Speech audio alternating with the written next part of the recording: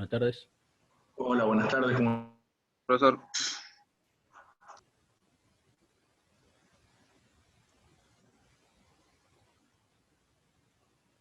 ¿Cómo les va?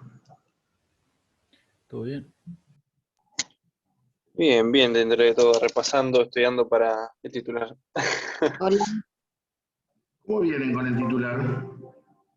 Buenas tardes. Ahí andamos, la buenas tardes. Mal.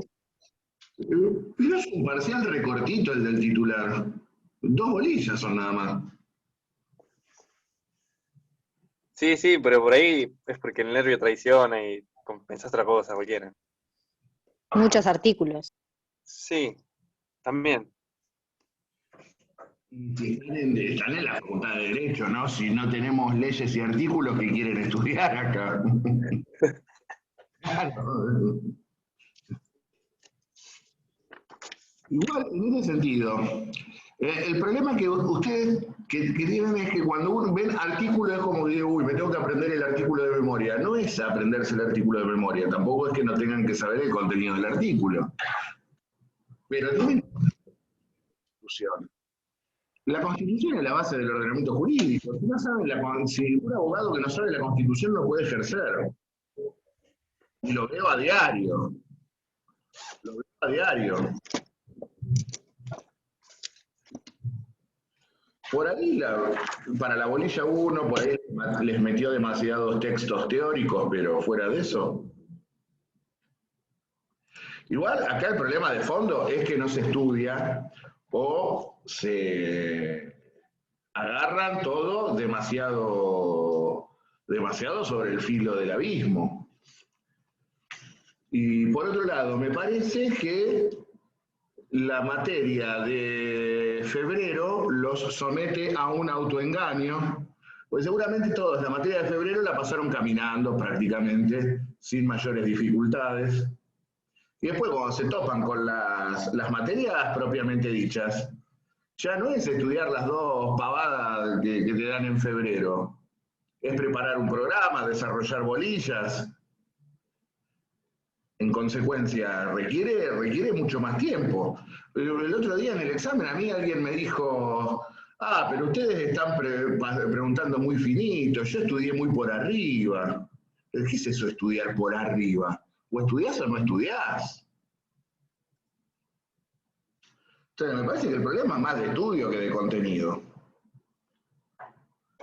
Pero además piensen ustedes, si se asustan con la Constitución, el día que agarren el Código Civil, ¿qué hacen? Y tienen suerte que el Código Civil nuevo son 2000 y pico de artículos, el Código de Vélez eran casi 5000. Lloramos, profe.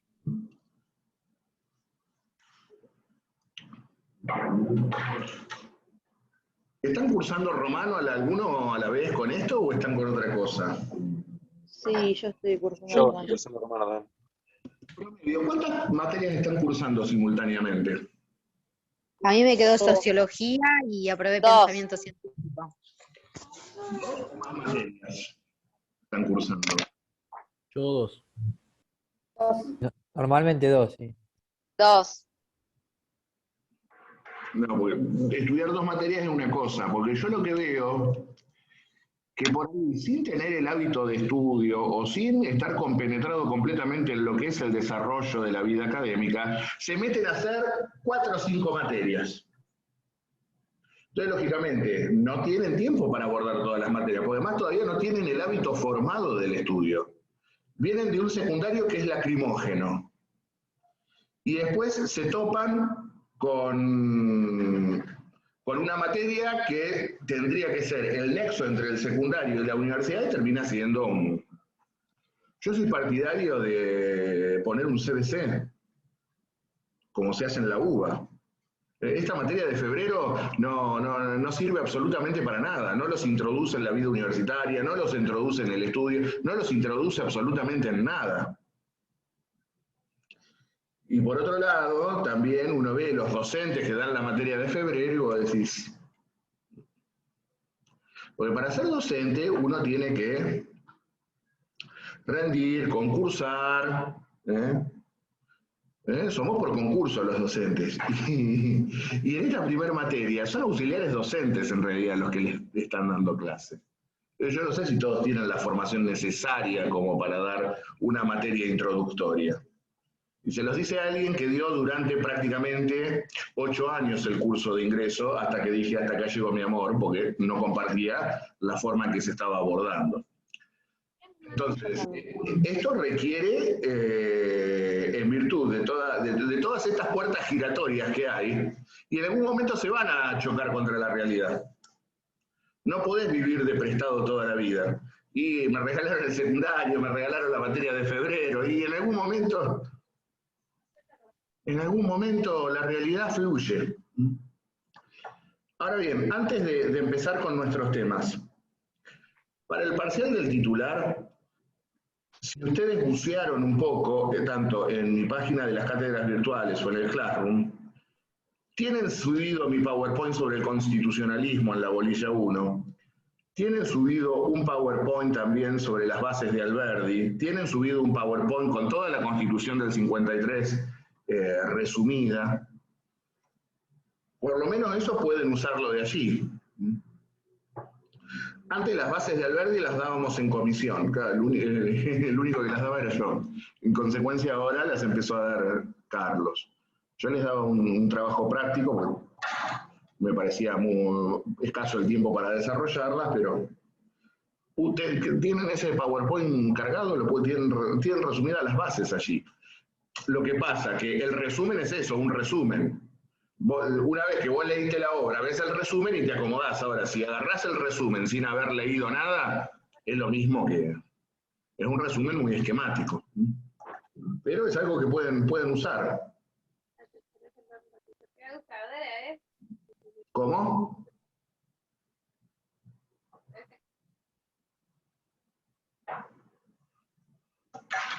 Bueno, no sé qué me estaban preguntando. Ahora bien, ahora me toca dar un tema que lo iba a dar más adelante, porque no es histórico, sino que es netamente teórico, pero decidí darlo hoy porque los puede ayudar para el viernes. Porque ustedes para el viernes tienen, entre otras cosas, el texto de Roberto Gargarella sobre el Poder Judicial, donde Roberto Gargarella precisamente plantea las dificultades del control contramayoritario que implica el control de constitucionalidad judicial. Y cómo surge el control otorgado al Poder Judicial, las teorías contrarias, como son la de Dworkin, la de Waldron. Entonces dije, bueno, vamos a desarrollar hoy control de constitucionalidad, nada más ni nada menos. Que les va a servir para complementar algunas cosas que vieron con el doctor. Ya a esta altura del partido, de acuerdo a lo que han estudiado en la bolilla número 1, cuando vieron el constitucionalismo, ustedes habrán visto que uno de los principios centrales del constitucionalismo clásico o liberal, como lo denominamos, fue otorgarle a la Constitución un carácter de privilegio en la estructura del ordenamiento jurídico. Más concretamente, esa clase social en ascenso que fue la burguesía, que necesitó dotarse de garantía frente al poder omnímodo del Estado, también necesitaba establecer el sostenimiento en el tiempo de las reglas del juego a efectos de generar seguridad jurídica.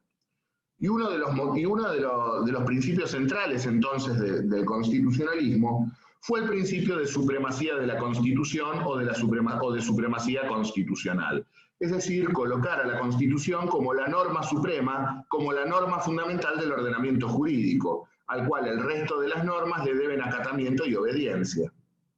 Creo que esto ya no tendría que ofrecer mayores dificultades.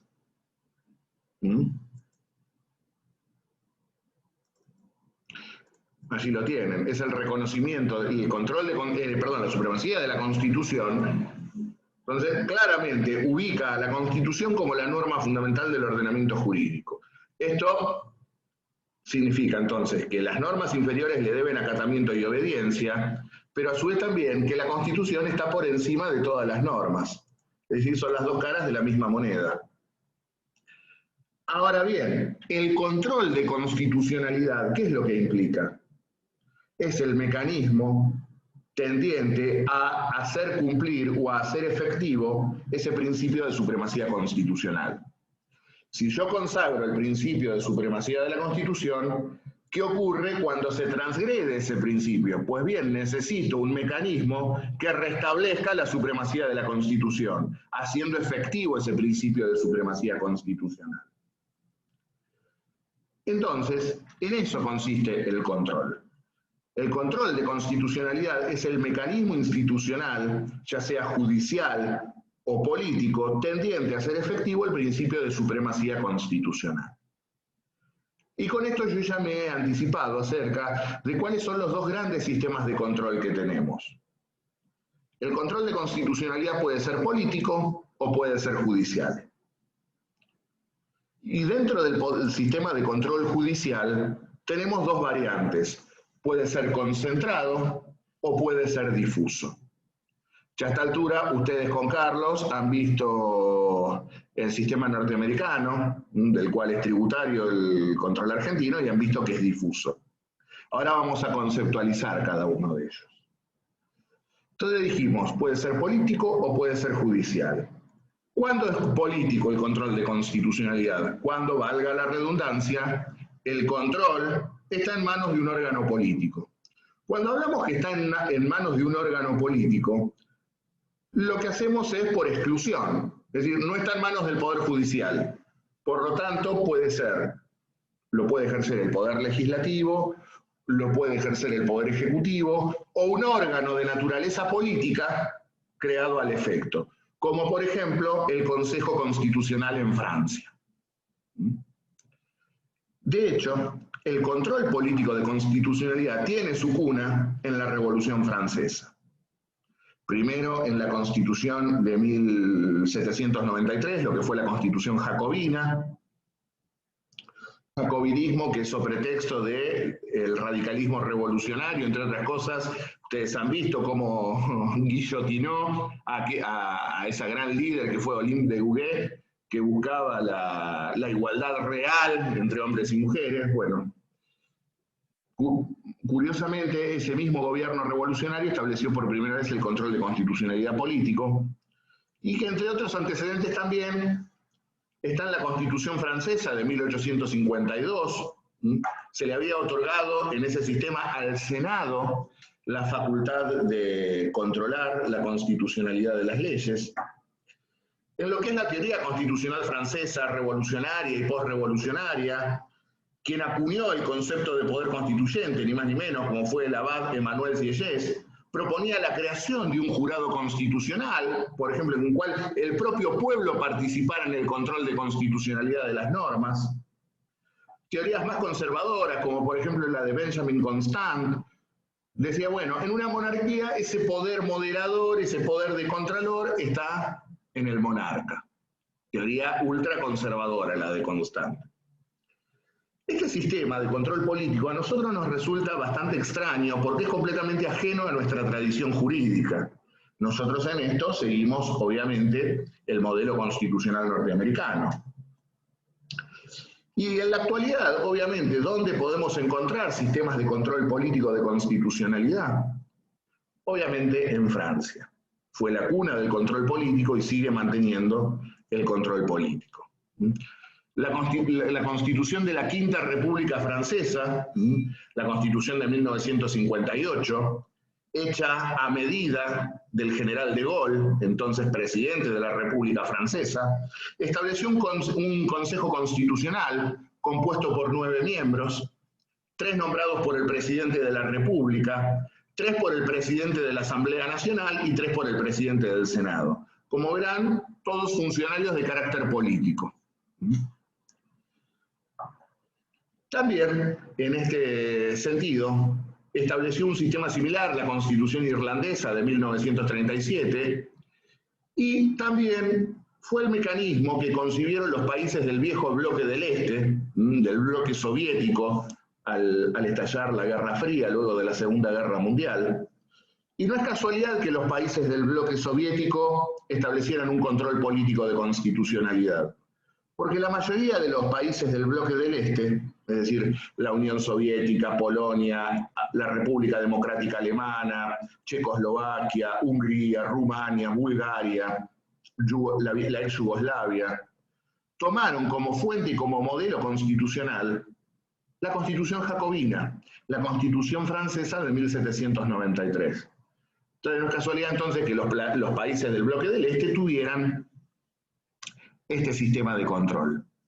Ahora bien, ¿cuál es la característica principal del control político? Además de la naturaleza política y no técnica de quienes ejercen esta tarea, está cuándo ejerzo el control. Y este control es ejercido ex ante de la promulgación de la norma. ¿Qué quiere decir esto? El análisis de la constitucionalidad de la ley no se hace cuando la norma se sanciona y entra en vigencia, sino que es un control previo. Se revisa antes de la promulgación de la ley. Y si se verifica que esta ley sancionada por el Parlamento es inconstitucional, nunca nacerá, nunca tendrá vigencia.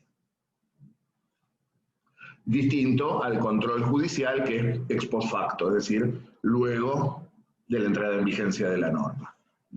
Y una vez que es controlada previo a la sanción de la norma, Sí. posterior, ¿se puede volver a hacer o ya? Digamos que ya está herida de muerte, tendrían que discutirla de nuevo prácticamente. Pero entonces se hace previo al debate o primero se debate y antes de que se vote se hace el control. No, se vota y salió la ley. Ahora, la ley no entra en vigencia inmediatamente. Por eso En ese periodo. esto es técnico, fíjense, no es lo mismo sanción que promulgación. La sanción de la ley es el acto por el cual la norma emana del Congreso. Ahora, para que esa ley sancionada por el Congreso tenga vigencia, tiene que ser promulgada por el Poder Ejecutivo. En estos sistemas, el control se da entre la sanción por parte del Congreso y previo a la promulgación por parte del Ejecutivo. Algo similar tuvimos nosotros. Si ustedes se ponen a pensar, ustedes han visto el artículo 5 de la Constitución de 1853. Si ustedes recuerdan, el artículo 5, en consonancia con el 122 y el 67, inciso 20 y pico, no me acuerdo cuál era, facultaba al Congreso de la Nación a revisar las constituciones provinciales antes de su entrada en vigencia. Ahí tienen un caso de control político de constitucionalidad en el cual el control se ejercía antes de la entrada en vigencia de la norma. Las constituciones provinciales eran revisadas por el Congreso de la Nación antes de que entraran en vigencia. Si el Congreso consideraba que esas constituciones locales eran inconstitucionales, nunca verían la luz, no tendrían vigencia. Se grafican allí como es. Igual reitero, este es un sistema que no tenemos nosotros. Salvo ese caso concreto, específico, del artículo 5 de la Constitución del 53 y respecto de las constituciones locales, nosotros somos tributarios, reitero, del sistema norteamericano. ¿Alguna pregunta hasta acá? No, profe. Ahora tenemos que ir al otro gran sistema de control, que es el sistema judicial. Y como su nombre lo indica, lo ejerce el Poder Judicial. Ahora, el control judicial puede ser concentrado o difuso. Será concentrado cuando lo ejerza un órgano específico del Poder Judicial, generalmente una Corte o Tribunal Constitucional. Un único órgano del Poder Judicial concentra en sus manos el control de constitucionalidad de las leyes. El sistema difuso, que es el que tenemos nosotros, tomado del derecho norteamericano, implica que cualquier juez, de cualquier fuero y de cualquier instancia, puede declarar la inconstitucionalidad de una norma. Un juez de primera instancia provincial puede declarar la inconstitucionalidad de una norma. Un juez de paz puede declarar la inconstitucionalidad de una norma. Una Cámara de Apelaciones puede declarar la inconstitucionalidad de una norma. Un tribunal oral puede declarar la inconstitucionalidad de una norma. Y etcétera, etcétera, etcétera, hasta llegar a la Corte, que también concentra en sus manos la facultad de declarar la inconstitucionalidad de las normas. Vamos primero al sistema judicial concentrado. Esta fue una creación que él señala, bien tributaria del positivismo jurídico. Porque precisamente en ese sistema perfecto elaborado por Kelsen, en el cual una norma implica el presupuesto de validez de otra norma y así sucesivamente, había alguien que tenía que mantener en claro cuál era la norma fundamental del ordenamiento jurídico. Y Kelsen, a través de la Constitución austríaca de 1920, seguido luego por la Constitución de la vieja Checoslovaquia, también del año 20, estableció un órgano concentrado, un órgano específico del Poder Judicial que tiene en sus manos el ejercicio del control. Generalmente es una corte o tribunal constitucional. Ahora bien, en este caso, el control se ejerce luego de promulgada la norma. ¿Sí? La norma fue sancionada, fue promulgada y está plenamente vigente. Ahora bien, alguien a través de un mecanismo judicial, de un mecanismo procesal, ya sea una demanda, una acción, en el marco de una causa penal, la que sea, peticionará por la inconstitucionalidad de la norma. Lo principal de este sistema es que, declarada la inconstitucionalidad de la ley por el Tribunal o Corte Constitucional, la norma queda derogada. Es decir, el Tribunal Constitucional tiene facultad derogatoria sobre la norma que ha sido reputada inconstitucional. Claro, Marucci dijo que en nuestro caso no se deroga la ley, sino que solo es inconstitucional para el caso específico en el que se aplica. Exactamente. Nosotros tenemos en el sistema difuso es interpartes. O sea que para nosotros una ley tiene que ser derogada por otra ley. Exactamente, porque rige el sistema del paralelismo de las formas también. Una ley solamente puede ser derogada por otra ley o por una norma de carácter superior, por vía de convención constituyente. Un decreto solo puede ser derogado por un decreto, o por una ley que es de rango superior, o por una convención constituyente. Pero ya vamos a ir a nuestro sistema. El nuestro obviamente lo dejo para el final, primero voy limpiando el camino. Entonces reitero, en el sistema judicial concentrado, si el Tribunal Constitucional observa que la ley es inconstitucional, esta queda derogada. ¿Tenemos ejemplos actuales de esto? Sí. La Constitución italiana prevé un Tribunal Constitucional, que allí les pongo, tiene 15 jueces, 5 nombrados por el presidente, 5 por el Parlamento, 5 por la magistratura. Lo propio ocurre con la Constitución española de 1978, más afín a nosotros, el sistema español, por lo menos en algunas cuestiones. A su vez también la Constitución española tiene como fuente la Ley Fundamental de Bonn, de 1949, es decir, la Constitución de la vieja República Federal de Alemania, que luego de la reunificación se convirtió definitivamente en Constitución alemana. También hay un Tribunal Constitucional, que en cada sistema, en cada constitución va variando de dónde van surgiendo la designación de los jueces. Pero lo que queda claro es que es un órgano específico del Poder Judicial. Y hubo un caso en la Argentina, cuando se reformó la Constitución Provincial de Tucumán del año 1990. La Constitución tucumana del 90 previó un Tribunal Constitucional que iba a estar establecido, compuesto por 5 jueces designados por el Poder Ejecutivo, que fue finalmente derogada en el año 2006. No sabemos en la práctica cómo funcionó, porque lo establecieron muy pomposa y ampulosamente entre bombos y platillos en el texto constitucional y nunca pusieron en funciones al tribunal. Es decir, estaba en la letra de la Constitución, pero nunca pusieron en funciones al Tribunal Constitucional. Sí que estaba hermoso en la faz teórica, allí puesto la Constitución tucumana, pero nunca rigió. Pero sepan que hubo un caso allí previsto. Y ahora sí, vamos a lo nuestro. El control de constitucionalidad judicial difuso. Y reitero, vamos primero al marco teórico. Ya quedó claro entonces, lo puede ejercer cualquier juez de cualquier fuero y de cualquier instancia.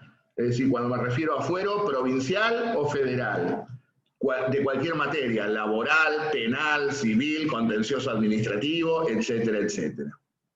y ya sea en primera, en segunda, en instancia extraordinaria, cualquier juez de cualquier fuero y de cualquier instancia. Y como bien ya veníamos comentando, su efecto es interpartes, es decir, entre las partes. No tiene efecto derogatorio sobre la norma. Se desaplica o no se aplica la ley al caso concreto. Y como bien hemos anticipado, ¿de dónde está tomado el sistema judicial difuso? Surge del derecho judicial norteamericano. Algunos dicen que está tomado de la Constitución norteamericana. Esto no es así, porque la Constitución norteamericana en ningún lado le otorgó al Poder Judicial el control de constitucionalidad de las normas, sino que el control judicial surge como consecuencia de una creación pretoriana de la Corte norteamericana. Cuando digo creación pretoriana, ¿qué significa? Que fue creación de los jueces. Por eso yo pongo allí, surge del derecho judicial norteamericano y no de la Constitución. Y en este sentido, hay dos obras, hay una obra fundamental que influye en el surgimiento de este tipo de control, como fue el Federalista.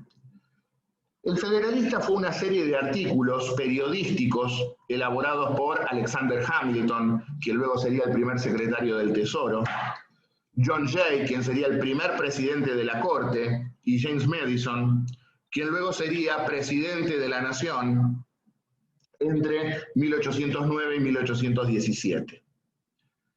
Estos tres fueron quienes, a través de la prensa, en panfletos sueltos, hicieron campaña luego de la sanción por parte del Congreso de Filadelfia en 1787 de la Constitución norteamericana. Recuerden ustedes que la Constitución, cuando se sanciona la Constitución, para que la misma entrara en vigencia, debía ser aprobada al menos por 9 de las 13 excolonias. Por lo tanto, se abrió un debate muy intenso en todos los estados acerca de si debía aprobarse o no la Constitución. Y el mayor ejemplo de proselitismo en favor de la Constitución fue precisamente esta obra, que como ya les digo, se enumeran sus artículos porque aparecían sueltos en los diarios y luego fueron recopilados, dando origen a esta obra denominada El Federalista.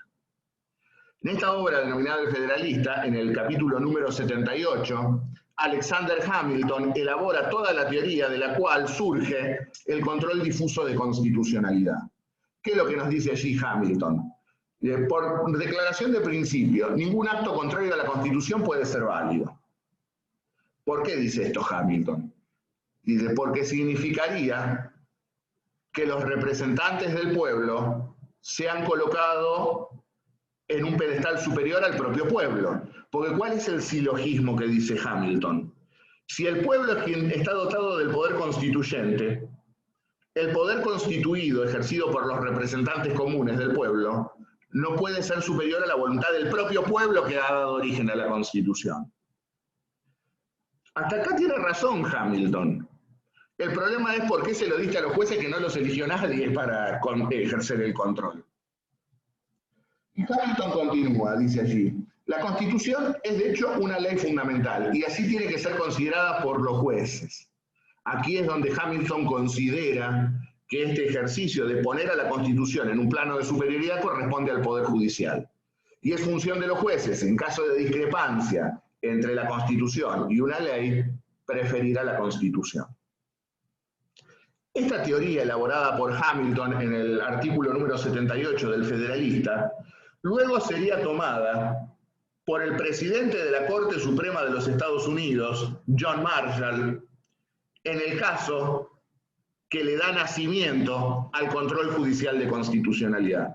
El célebre caso Marbury versus Madison, del año 1803. No sé si Carlos ya les contó los hechos de cómo se originó este caso judicial. Sí, vimos un video. Nos dio un video para mirar.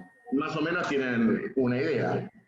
En 1801 vencía el mandato del presidente John Adams, pierde la reelección en manos de Thomas Jefferson, y Adams, antes de irse, le quiso dejar marcada la cancha a su sucesor y nombró como 60 jueces de distrito.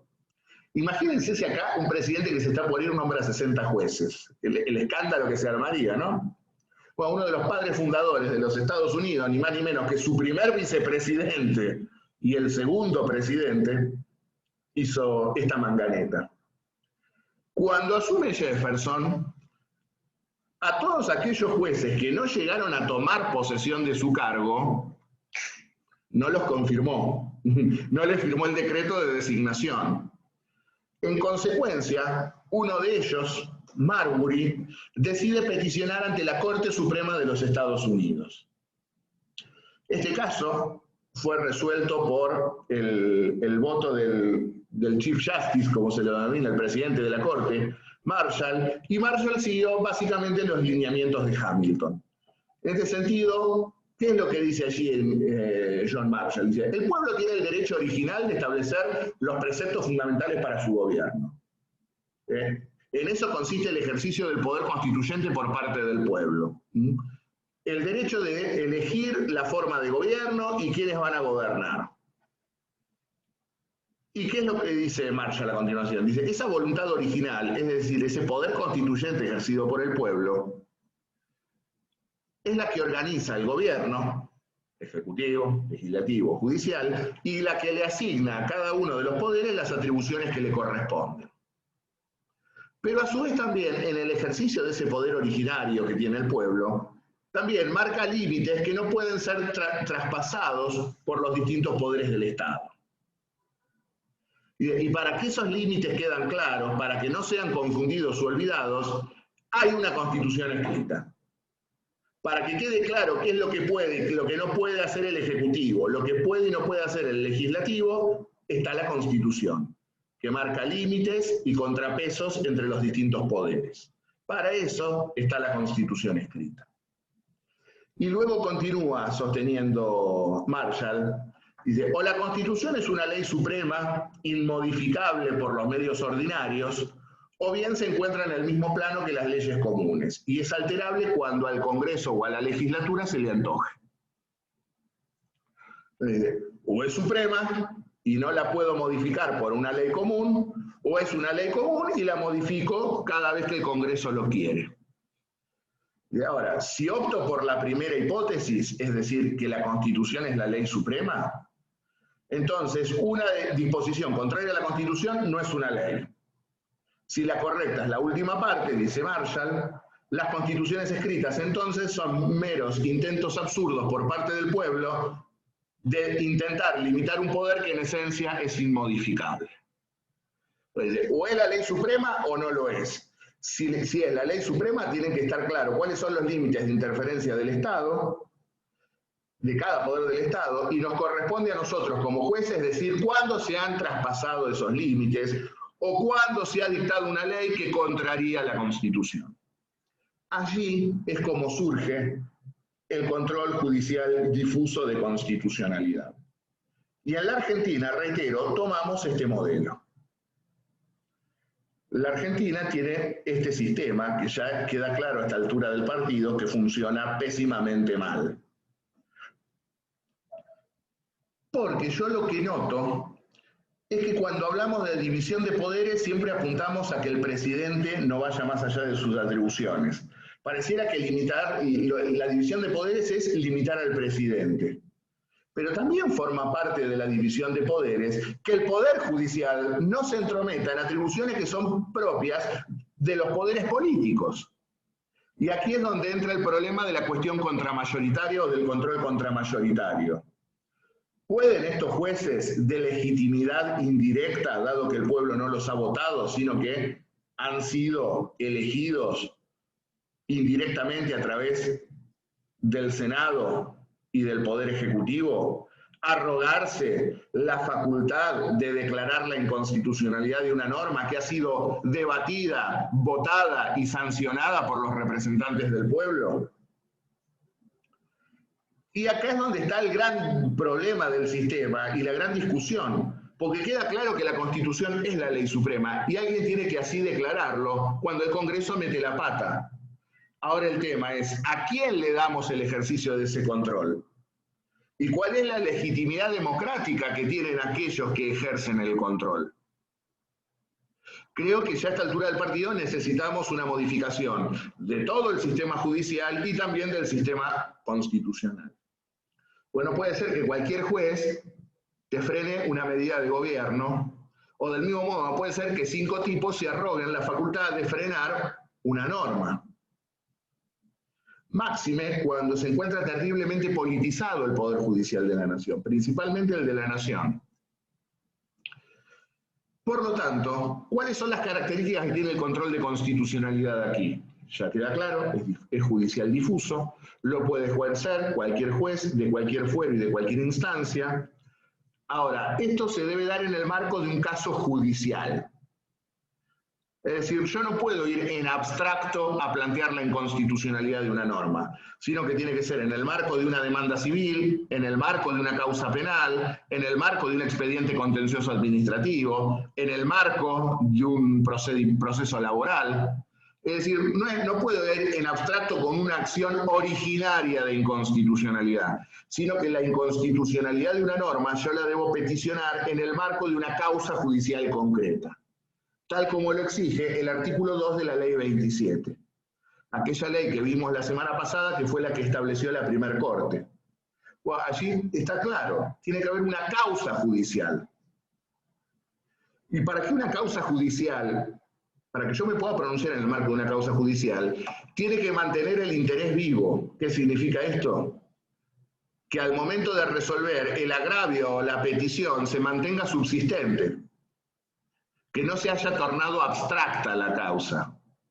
Es decir, si yo estoy declarando pido la inconstitucionalidad de una norma que me priva de acceder a un beneficio libertario en el marco de una causa penal, por ejemplo, y al momento de resolver yo ya estoy libre, no tengo que pronunciarme, porque la causa se tornó abstracta. Yo quería declarar la inconstitucionalidad de una norma que me impedía obtener la libertad. Si ya obtuve la libertad, no tengo que expedirme, eso es una causa abstracta. ¿Esto saben por qué se los menciono? Porque con el zafarrancho de la Corte de la semana pasada, se expidió en una causa abstracta.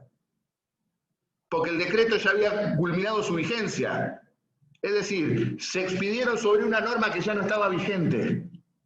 A lo sumo, era necesario renovar la demanda con el decreto que estableció la prórroga. Ustedes me dirán, pero es lo mismo. No, no es lo mismo, porque la circunstancia fáctica no era la misma. E incluso en la propia ciudad autónoma la circunstancia tampoco era la misma, porque ya había establecido la mixción entre presencialidad y virtualidad, por ejemplo, en los colegios secundarios. Entonces, la plataforma fáctica no era la misma. Y como bien hemos visto también, el efecto es entre las partes, interpartes. ¿Qué significa esto? Entre las partes. No tiene efecto derogatorio sobre la norma. Suele decirse que generalmente cuando la Corte declara la inconstitucionalidad de una norma, esa norma ha quedado herida de muerte. Porque una vez que la Corte se pronunció, después se vienen las avalanchas de peticiones en los tribunales ordinarios pidiendo la inconstitucionalidad de la norma. Pero tiene que quedar clara que la ley no se deroga, se mantiene vigente, no se aplica al caso concreto. En este ejemplo que estamos viendo, de lo que ocurrió la semana pasada entre Cava y La Nación, el decreto no se aplica en Cava, pero se mantiene vigente para el resto de las 23 provincias. El tema es que ahora, obviamente, están lloviendo los amparos en las jurisdicciones locales pidiendo la apertura de las escuelas. ¿Entienden? ¿Ven ahora cómo funciona en la práctica el sistema? Lo más lógico, creo, a esta altura del partido sería tener un tribunal constitucional que diga esto sí, esto no, y se terminó el problema. Y ahora, como ya les digo, esto debe darse en el marco de una causa... Consulta. ¿Dónde deberían hacer el proyecto de crear un tribunal constitucional? Hay que reformar la Constitución y tiene que emanar de una convención constituyente, ¿entiendes? Okay. No obstante, con la laxitud en que está legislado el Poder Judicial en nuestra Constitución, podría crearse por ley quizá. Pero yo creo que si voy a crear un órgano encargado de controlar la constitucionalidad de